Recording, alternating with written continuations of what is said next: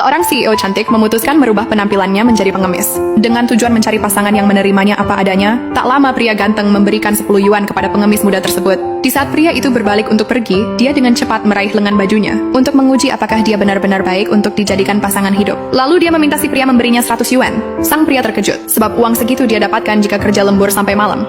Namun si wanita terus memohon, karena dia benar-benar kehabisan uang. Merasa tak tega dia mengeluarkan uang 100 yuan satu-satunya yang dimiliki. Si wanita pun senang dan mengucapkan terima kasih. Dia juga mengatakan kepada pria itu, bahwa dia siap membantu jika sang pria membutuhkannya. Tak lama si pria mendapat telepon dari ibunya. Dengan terpaksa dia berbohong, kalau dia telah menemukan pacar yang sangat kaya di kota. Mendengar itu, si ibu lalu menyuruhnya untuk membawa sang pacar ke kampung untuk diperkenalkan. Yang kebetulan besok adalah hari ulang tahun sang ibu yang ke-60. Mantan pacar putranya itu juga telah diundang dan akan hadir di sana. Kemudian telepon pun tertutup.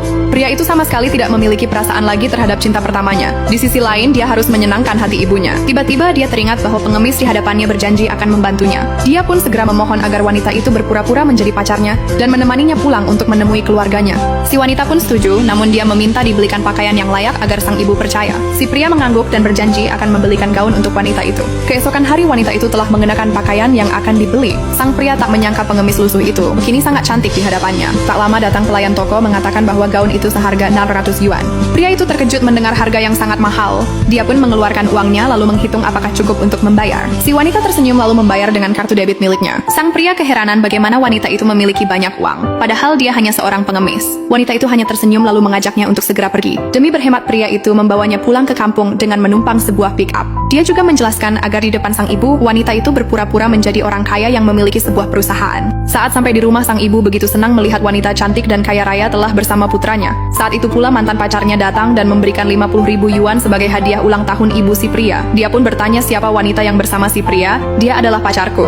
Sang ibu dengan cepat memberitahukan kalau dia adalah bos besar sebuah perusahaan. Namun wanita licik itu berkata kalau dia belum pernah melihat bos wanita seperti dia, dan dia juga belum pernah melihatnya di pertemuan perusahaan-perusahaan besar.